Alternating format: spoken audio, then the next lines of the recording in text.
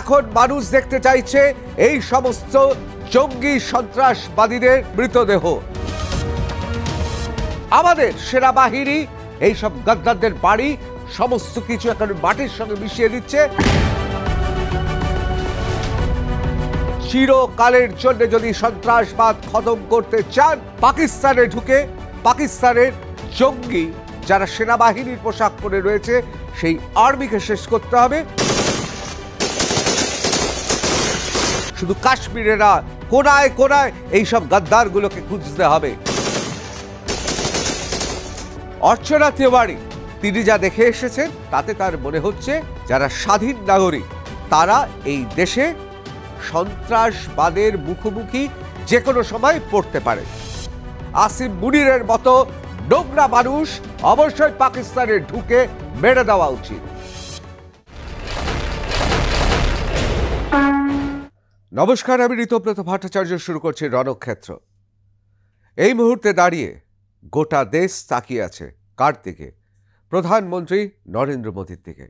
গোটা দেশ বলছেন নরেন্দ্র মোদী কোন পদক্ষেপ নেবেন।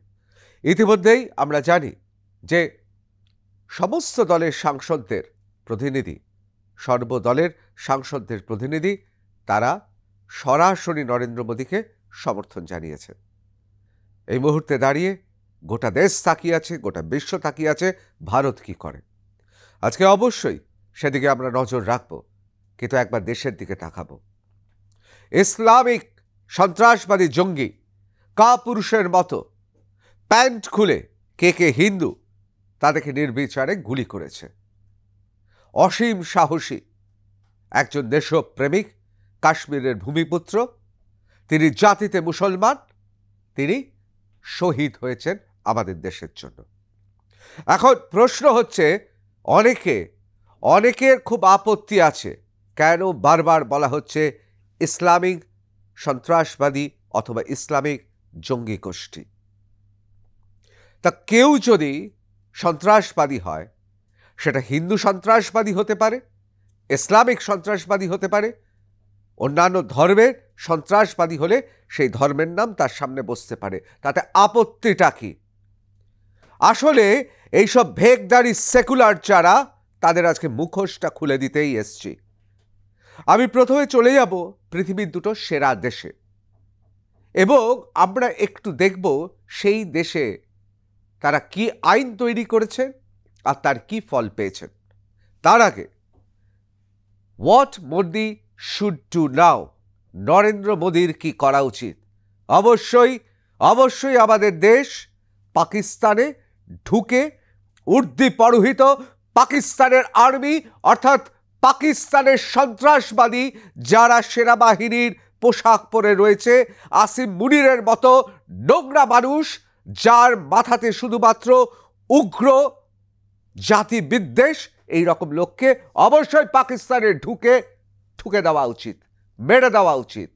এখন মানুষ দেখতে চাইছে এই সমস্ত জঙ্গি সন্ত্রাসবাদীদের ফটো নয়, ছবি নয়, দেখতে চাইছে তাদের মৃতদেহ।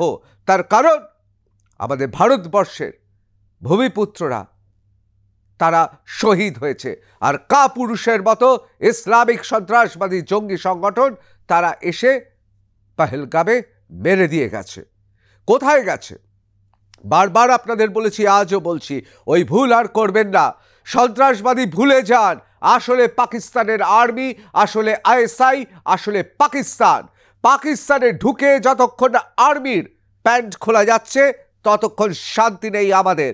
আর চিরকালের জন্য যদি সন্ত্রাসবাদ খতম করতে চান এই ভারতবর্ষে, তাহলে দুটো কাজ করতে হবে। একটা, অবশ্যই পাকিস্তানে ঢুকে পাকিস্তানের জঙ্গি যারা সেনাবাহিনীর পোশাক পরে রয়েছে সেই আর্মিকে শেষ করতে হবে।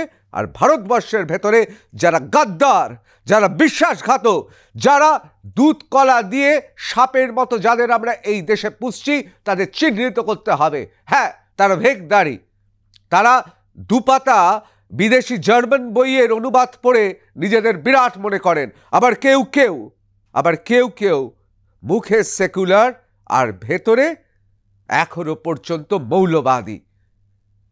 যখন সুযোগ পায় ফোঁস করে ওঠে। কিন্তু পৃথিবীর সর্বশক্তিধর দুটি দেশ যারা সুপার পাওয়ার, তারা এই জঙ্গিবাদকে শেষ করে দিয়েছে। কিভাবে শেষ করেছে সেটাই আপনাদের দেখাবো। প্রথমেই আমরা চোখ রাখব পৃথিবীর প্রাচীনতম গণতন্ত্র, অর্থাৎ আধুনিক যুগের পৃথিবীর প্রাচীনতম গণতন্ত্র যাকে বলা হয় oldest democracy in the world, United states. সেখানে কি হয়েছিল একবার একটু দেখে নেব। আমরা সবাই জানি 2001-এ কি হয়েছিল, 9/11-এ কি হয়েছিল। গোটা পৃথিবী অবাক হয়ে দেখেছিল মার্কিন যুক্তরাষ্ট্রের টুইন টাওয়ার, এবং গোটা পৃথিবী সন্ত্রাসবাদের ভয়ে জড়সড় হয়ে গিয়েছিল। কিন্তু 45 দিনের মধ্যে আমেরিকাতে অর্থাৎ মার্কিন যুক্তরাষ্ট্রে এমন একটা আইন চলে এলো, যেই আইনের ফলে আজকে এতগুলো বছর কেটে গেছে, অর্থাৎ 2001 থেকে 2025 কোনো কিছু আর হয়নি। কি করে একটা আইন বদলে দিল, আমূলভাবে বদলে দিল মার্কিন যুক্তরাষ্ট্রকে, দেখব। তার আগে বলে রাখি যে 9/11-এর পর বিভিন্ন জায়গা থেকে রিপোর্ট আসে, বিভিন্ন সিকিউরিটি এজেন্সি তারা বলেন যতক্ষণ না আইন হচ্ছে, যতক্ষণ না লিবারেল বা উদারপন্থী বা যতক্ষণ না পর্যন্ত গণতন্ত্রের ভালো মানুষের সুযোগ নিয়ে যে মানুষগুলো বিভিন্নভাবে ফনা তুলছে তাদের আটকানো যাচ্ছে না, তাদের আটকানোর জন্য একটা আইন দরকার। এবং সে দেশে সমস্ত দল, মানে সেখানে ডেমোক্র্যাটরা ছিলেন, রিপাবলিকানরা ছিলেন, সবাই মিলে তখন এই এজেন্সির সুপারিশে একটা আইন পাস করল, এবং সেই আইন বলবৎ হওয়ার পর আর মার্কিন যুক্তরাষ্ট্রে কেউ মাথা তুলে সন্ত্রাসবাদের কথা বলতে পারেনি। কি সে আইন একবার দেখে নেব। US attacked, President vows to exact punishment for evil। দেখুন, আমাদের দেশে নরেন্দ্র মোদী ঠিক একই কথা বলছেন, আমরাও তাদের ট্র্যাক করব এবং শাস্তি দেব। কাদের? সেই সব শয়তানদের যারা এই সব ঘটনা ঘটিয়েছেন। অর্থাৎ পরিস্থিতি এখন এক, অর্থাৎ মার্কিন যুক্তরাষ্ট্রে 9/11-এর পরবর্তী পরিস্থিতি যা সৃষ্টি হয়েছিল এবং সন্ত্রাসবাদের বিরুদ্ধে যেভাবে মার্কিন যুক্তরাষ্ট্র লড়েছিল, আমাদের দেশ ভারতবর্ষের তার রোল মডেল হতে পারে। Following the September 11th terrorist attack, the US government enacted the Homeland Security Act of 2002 and USA Patriot Act। এই হচ্ছে সেই দুটি অত্যন্ত গুরুত্বপূর্ণ আইন যা পাস করা হলো। The Homeland Security Act created the Department of Homeland Security, centralized various domestic security functions. The Patriot Act expanded the government surveillance and law enforcement powers to combat terrorism and other crimes. The events also led to the creation of Transportation Security Administration, TSA, to enhance airport security। অর্থাৎ দেশের ভেতরে নজিরবিহীন surveillance, অর্থাৎ নজরদারি, সেটা সিসিটিভির নজরদারি, সেটা টহল, দরকার হলে ফোনে আড়ি পাতা, সমস্ত কিছু করে যারাই সন্ত্রাসমূলক কাজকর্ম করতে পারে সন্দেহ হয়েছে তাদের উপর রাষ্ট্র নজর রেখেছে। এক্ষেত্রে ইউনাইটেড স্টেটসের স্টেট ডিপার্টমেন্ট তারা নজর রাখছে। এতে কি হয়েছে? এতে খুব পরিষ্কারভাবে কেউ যদি কোনো অভিসন্ধি করে, ষড়যন্ত্র করে, প্রাথমিক অবস্থাতেই ধরে নেওয়া যাচ্ছে।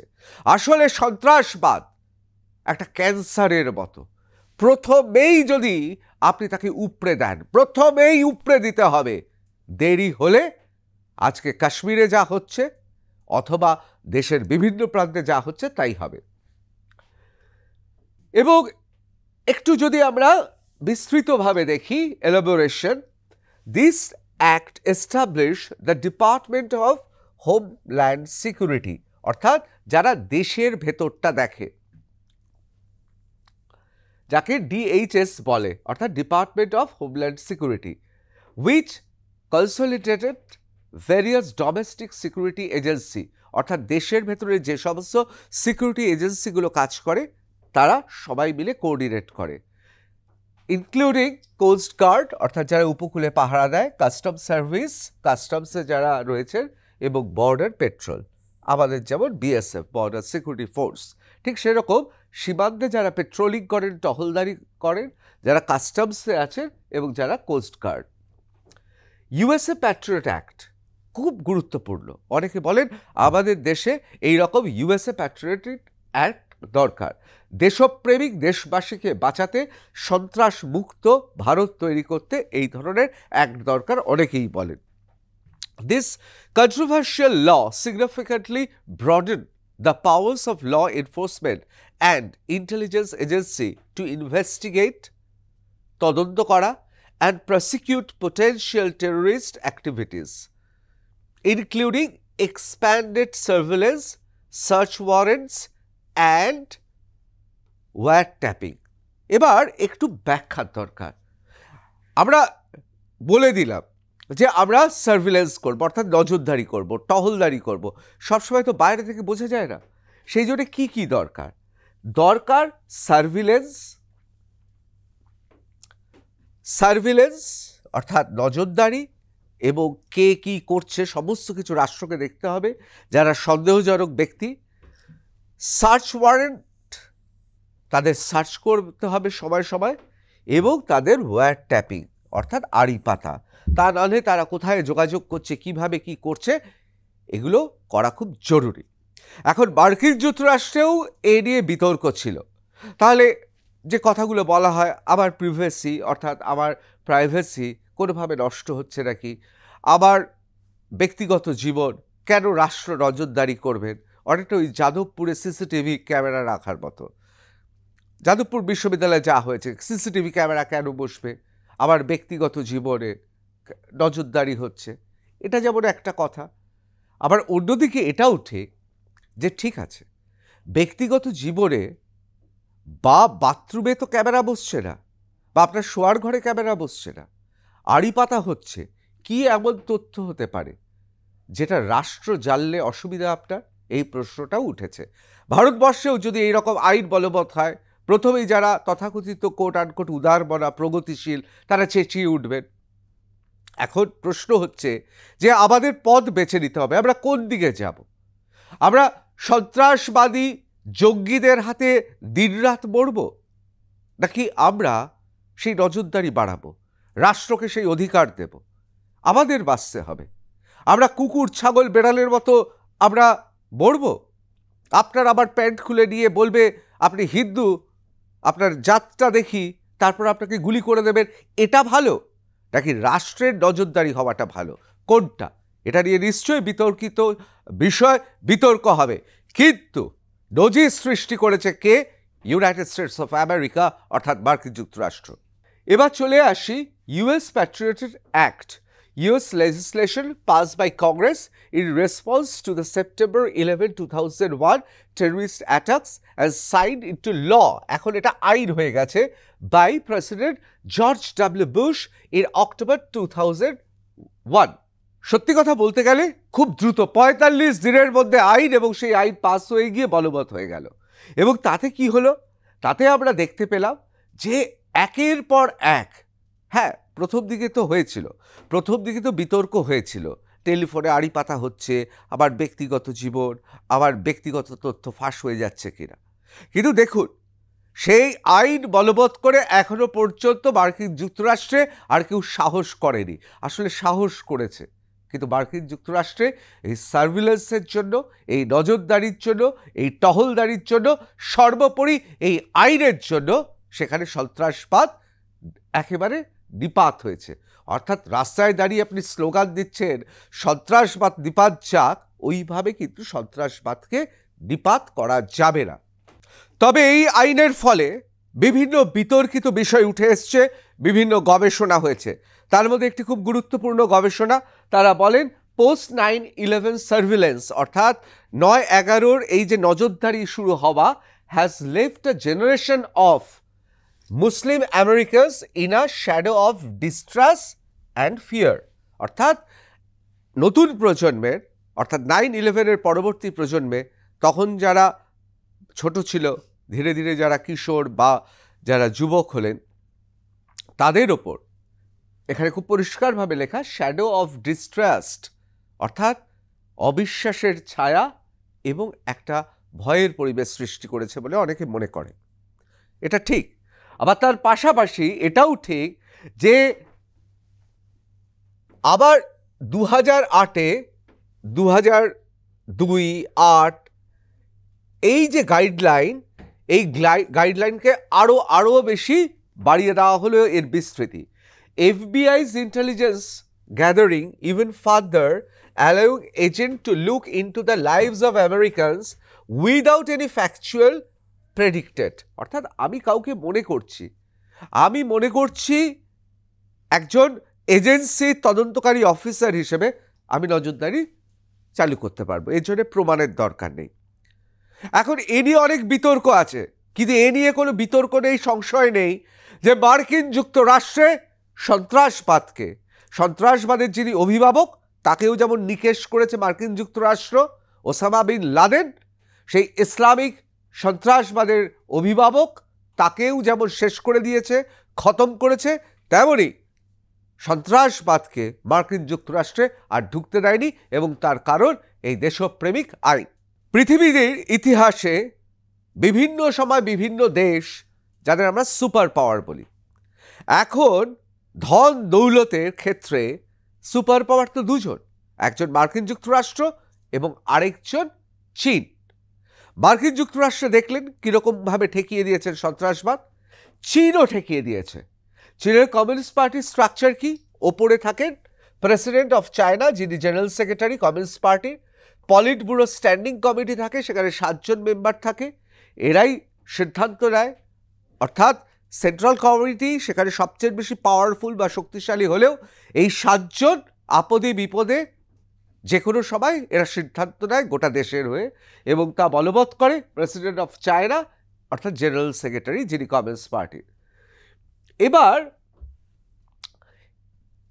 এই যে পলিট ব্যুরো মেম্বার্স, এই মেম্বার্সের সংখ্যাটা কিন্তু 25। 7 জন হচ্ছে পলিট ব্যুরো স্ট্যান্ডিং কমিটি, অর্থাৎ এই 7 জন সিদ্ধান্ত নেয়, কিন্তু এই কমিটিতে 25 জন আছে। এবং তারপরে few central committee members become polit bureau, কিছু কেন্দ্রীয় কমিটি যারা রয়েছেন তাদের পলিট ব্যুরোতে নিয়ে আসা হয়। এবং সেন্ট্রাল কমিটি 380 জন। এই সেন্ট্রাল কমিটি কমিউনিস্ট পার্টিতে সবচেয়ে শক্তিশালী। নীতি নির্ধারণের ক্ষেত্রে যদি দরকার হয় এই 380 জন এদের কিন্তু সমর্থন দরকার। এবং ন্যাশনাল পার্টি কংগ্রেস, এবং সেখানে 2300 ডেলিগেট থাকে, প্রতিনিধি, যারাই বাছাই করে এই 380 জন। এই 380 জন বাছাই করে 25 জন পলিট ব্যুরো মেম্বার। এই 25 জন পলিট ব্যুরো মেম্বার ঠিক করে 7 জনকে, যারা পলিট ব্যুরো স্ট্যান্ডিং কমিটি, এবং তাদের থেকে নির্বাচিত হয় পার্টির জেনারেল সেক্রেটারি। পার্টির কমিউনিস্ট পার্টির যিনি জেনারেল সেক্রেটারি তিনি হবেন প্রেসিডেন্ট অফ চায়না, অর্থাৎ চায়না তিনি সর্বময় কর্তা হবেন। কেন বলছি? তার কারণ এর বাইরে আর কিছু নেই। অর্থাৎ চীনে নাগরিকত্ব এবং তারপর কমিউনিস্ট পার্টির সদস্য, এবং সেখান থেকেই এই পুরো জিনিসটা তৈরি হয়। অর্থাৎ এক কথায় কমিউনিস্ট পার্টির এক নায়কতন্ত্র চলছে। এবং যেখানে কমিউনিস্ট পার্টি রয়েছে, এই কমিউনিস্ট পার্টি তো আমাদের দেশের কমিউনিস্ট পার্টির মতো নয়। এই দেশের কমিউনিস্ট পার্টি অন্য কাউকে, কোনো মতবাদ, কোনো কিছুকে এরা টিকতে দেবে না, এমনকি কোনো ধর্মকেও টিকতে দেবে না। এবং সেজন্য কি হয়েছে, সেখানে আপনি দাড়ি রাখতে পারবেন না, আপনি সেখানে টুপি পরে যত্রতত্র ঘুরতে পারবেন না, সেখানে যে কোনো ধর্মগ্রন্থ নিষিদ্ধ, এমনকি নামকরণের ক্ষেত্রেও যদি ধর্মের গন্ধ থাকে তাহলে রাষ্ট্র থাকে এবং তার বাবা মাকে সন্দেহের চোখে দেখে। এক্ষেত্রে চীনের বক্তব্য পরিষ্কার, আমি তোমাকে কাজ দিচ্ছি, আমি তোমাকে আবাসন দিচ্ছি, আমি তোমাকে শিক্ষা দিচ্ছি, আমি তোমাকে নাগরিক হিসেবে সমস্ত স্বাচ্ছন্দ্য দিচ্ছি। কিসের আবার ধর্ম? তোমাকে কোনো কিছু মানতে দেওয়া হবে না, তোমাকে দেশ দিচ্ছে, তুমি দেশকে দেখবে, দেশের থেকে বড় ধর্ম তোমার কাছে কিছু নেই। অর্থাৎ চীনা কমিউনিস্ট পার্টি, আমি প্রথমে দেখাচ্ছিলাম পৃথিবীর ওল্ডেস্ট ডেমোক্রেসি, সবচেয়ে পুরনো গণতন্ত্রে, সেখানে কিভাবে দেশপ্রেমিক অ্যাক্ট রয়েছে, অর্থাৎ প্যাট্রিয়ট অ্যাক্ট, দেশপ্রেমিক আইন। আর একেবারে অন্য ধারার, অর্থাৎ structure of Chinese communist party, যেখানে কমিউনিস্ট, সেখানকার সমাজটাই আলাদা, সেই জায়গায় আমরা দেখাচ্ছিলাম কিভাবে তাদের দেশপ্রেমিক অ্যাক্ট, এবং সেখানে পরিষ্কার, এটা আমার কথা নয়, আল জাজিরা লিখছে ক্ল্যাশেস অ্যাট এনশিয়েন্ট চায়না মস্ক। চায়নায় একটি পুরনো মসজিদ ছিল, প্রাচীন মসজিদ, ওভার প্ল্যান্ড ডেমোলিশন, গুড়িয়ে দিয়েছে, কেউ কিচ্ছু বলেনি, গোটা পৃথিবীতে কেউ কিছু বলেনি। The mosque is in recent years expanded its minarets and dome roof, and the court ruled out the addiction illegal.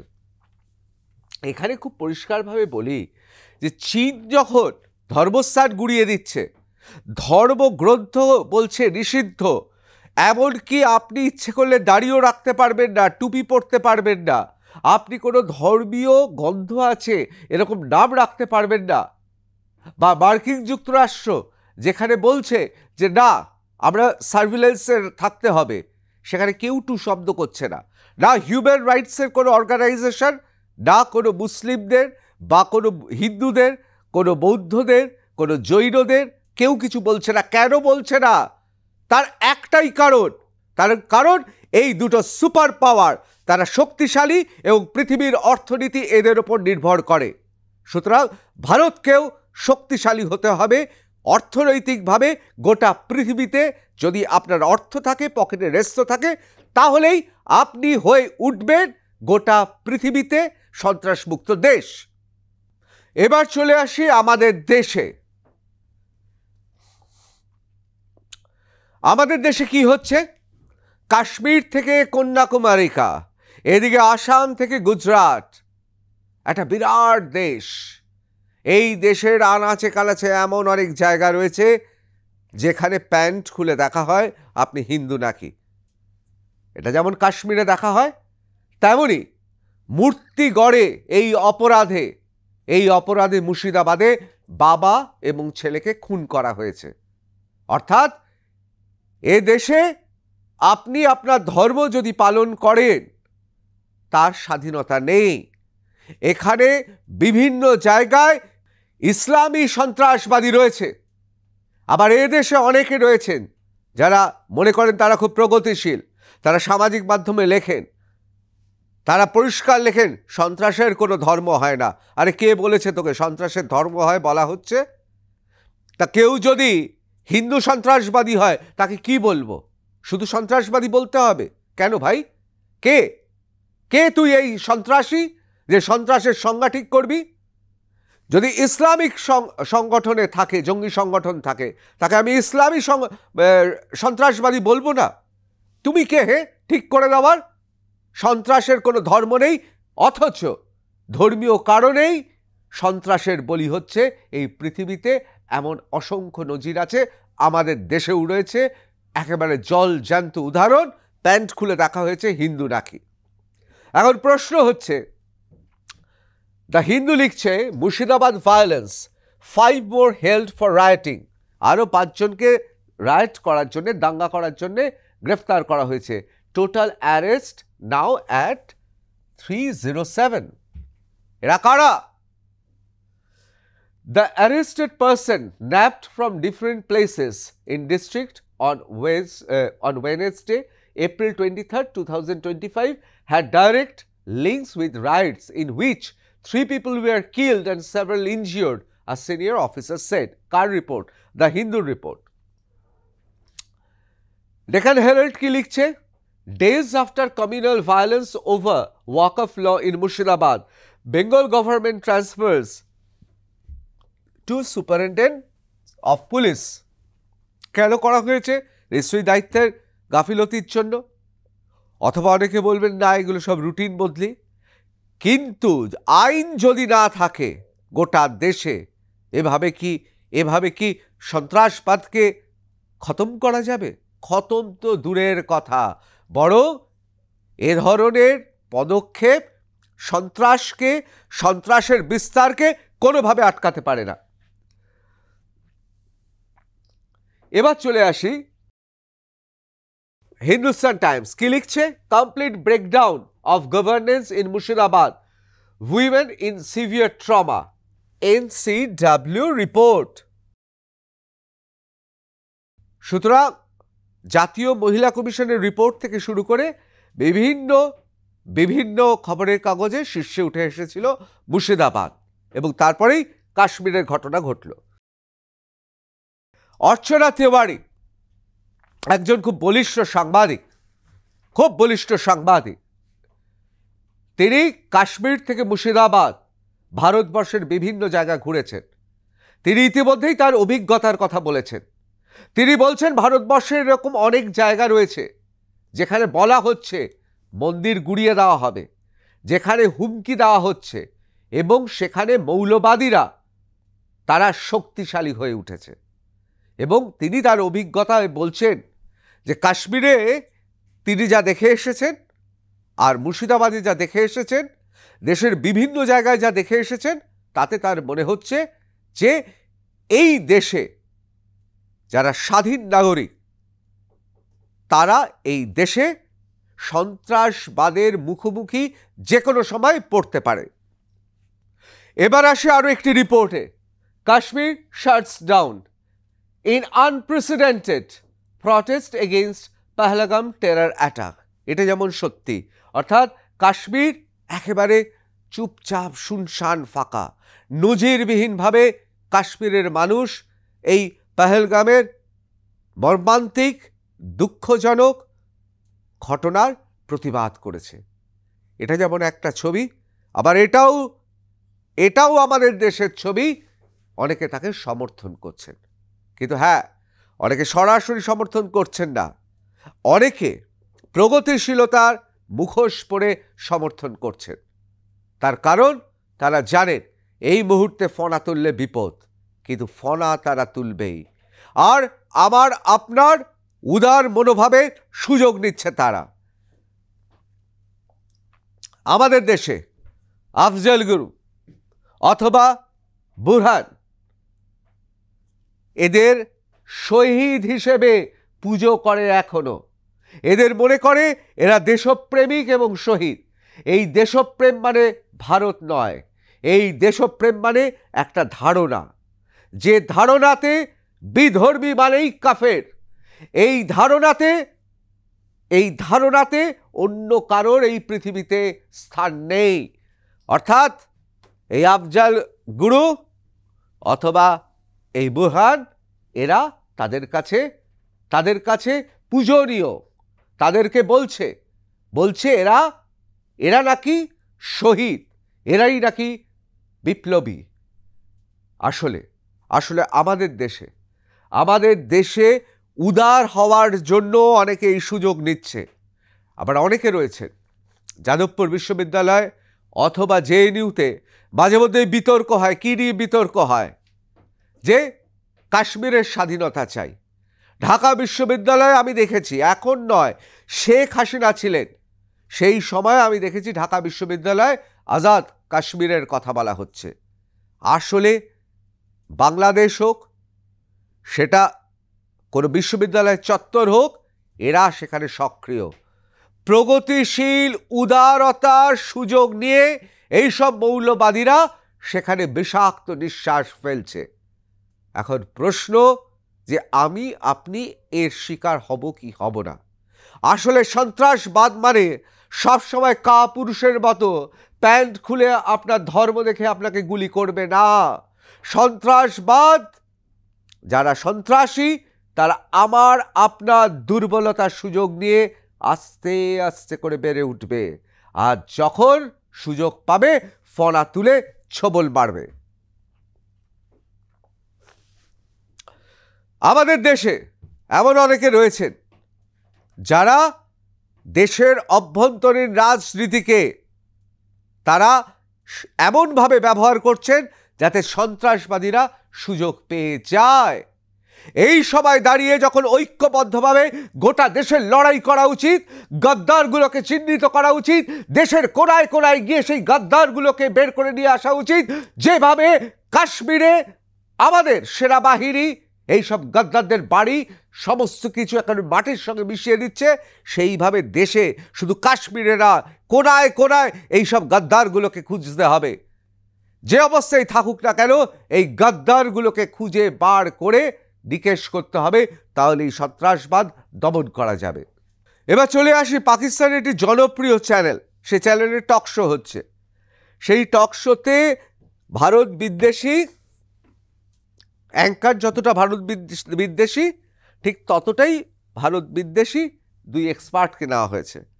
এখন প্রশ্ন হচ্ছে, আমি অ্যাঙ্কারকে ধরব না, তারই কাজই তো তার দেশের হয়ে বলা অথবা নিরপেক্ষভাবে সাংবাদিকতা করা, কিন্তু পাকিস্তানের সংবাদ মাধ্যমের কাছে আমরা নিরপেক্ষতা আশা করতে পারি না, সুতরাং তাকে আমি ধরব না, কিন্তু ধরব এই ভদ্রলোককে। জ্বলছি যদিও ভদ্রলোক, কিন্তু এর কাছে আমরা অত্যন্ত ঋণী। কেন কেন এই পাকিস্তানের কাছে ঋণী আমরা?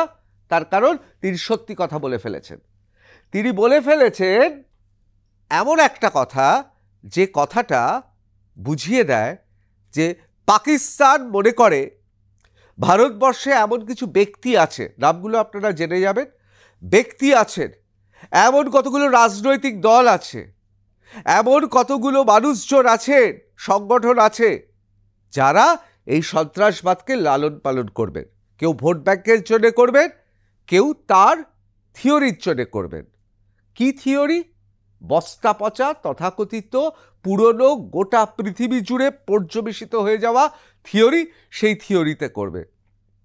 এদের ওপর ভরসা করছে পাকিস্তান। বলছেন কোনোদিনও সন্ত্রাসবাদ ভারত থেকে যাবে না, আমরা নিশ্চিন্তে থাকতে পারবো। অর্থাৎ উই পোকা যেমন বাড়িতে থাকে, আপনি ওপরে উই পোকার ঢিপি ফেলে দিন না, আপনার বাড়ির তলা থেকে যতক্ষণ না উই পোকার সে প্রকাণ্ড যে কাঠামো সেটাকে ফেলতে পাচ্ছেন, ততক্ষণ আপনার বাড়ি থেকে উই যাবে না। ঠিক সেরকম সন্ত্রাসবাদীরা থাকবে। কারণ আমাদের দেশে বিভিন্ন পর্যায়ে এই সমস্ত গাদ্দাররা আছে, এরা এদেশে থাকবে, এদেশে পড়বে, আবার আমাদের সঙ্গে বিশ্বাসঘাতকতা করবে। যেমন চিরেনি রেখে আসামে গ্রেফতার হয়েছে অল ইন্ডিয়া ইউনাইটেড ডেমোক্রেটিক ফ্রন্টের AIUDF এর ইনি বিধায়ক, নাম আমিনুল ইসলাম, অ্যারেস্ট হয়েছে কোথা থেকে? নওগাঁও ডিস্ট্রিক্ট থেকে। কে করেছে? আসাম পুলিশ করেছে। কেন? আমাদের দেশে থেকে আমাদের দেশের সঙ্গে দেশদ্রোহী কথাবার্তা বলে মৌলবাদী শক্তিকে উত্থিত করতে চেয়েছিল। একটা কথা বারবার করে বলছি, উদার হওয়া মানে নিজের পায়ে কুড়ুল মারা নয়। উদার হওয়া মানে আমার দেশ, আমার পরিবার, আমার সংসার, আমার বন্ধু, তাদের জীবনহানি করে দেওয়া নয়।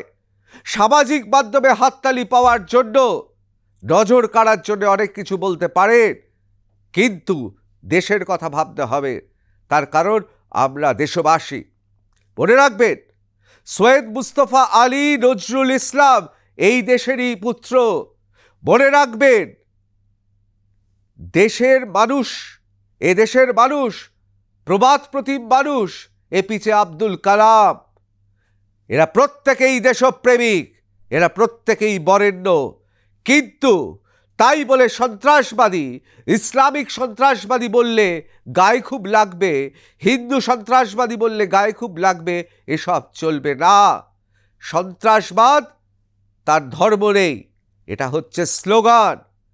পৃথিবীতে সমস্ত সন্ত্রাসবাদের পেছনে হয় ধর্ম, নয় কোনো রাজনৈতিক মতবাদ। এর বাইরে সন্ত্রাস হয় না, এর বাইরে ডাকাতি হয়, চুরি হয়, ধর্ষণ হয়। কিন্তু পৃথিবীর এমন কোনো সন্ত্রাসবাদী সংগঠন নেই যার পেছনে ধর্ম নেই অথবা মতবাদ নেই। এটাও মনে রাখবেন, গোটা পৃথিবীতে যত ধরনের সন্ত্রাসবাদী দল আছে, তার 90% কেন, আমি বলবো 98% ক্ষেত্রেই রয়েছে ধর্ম, 2% ক্ষেত্রে রয়েছে রাজনৈতিক মতবাদ। সুতরাং এই সন্ত্রাসকে খতম করতে হবে, পাকিস্তানকে গুড়িয়ে দিতে হবে। পাকিস্তানের সেনাবাহিনী যারা জঙ্গি সন্ত্রাসবাদী, তারা যেভাবে আমাদের সহনাগরিকদের প্যান্ট খুলে দেখে মারা হয়েছিল, তেমন তাদেরও প্যান্ট খুলে দিতে হবে, এ বিষয়ে কোনো সন্দেহ নেই। আর পৃথিবীতে ওসামা বিন লাদেনের পর ওই যে দুশ্চরিত্র পাকিস্তানের সেনা প্রধান, যার মাথায় গন্ডগোল আছে, অনেকে বলছেন কয়েক চড়িয়ে তিনি ইসলামাবাদে এসে কথা বলেছিলেন, সেই আসিফ মুনিরকে যেমন নিকেশ করতে হবে তেমন নিকেশ করতে হবে, আইন করতে হবে এই দেশে, যাতে সন্ত্রাসবাদকে চিরতরে খতম করা যায়। জয় হিন্দ।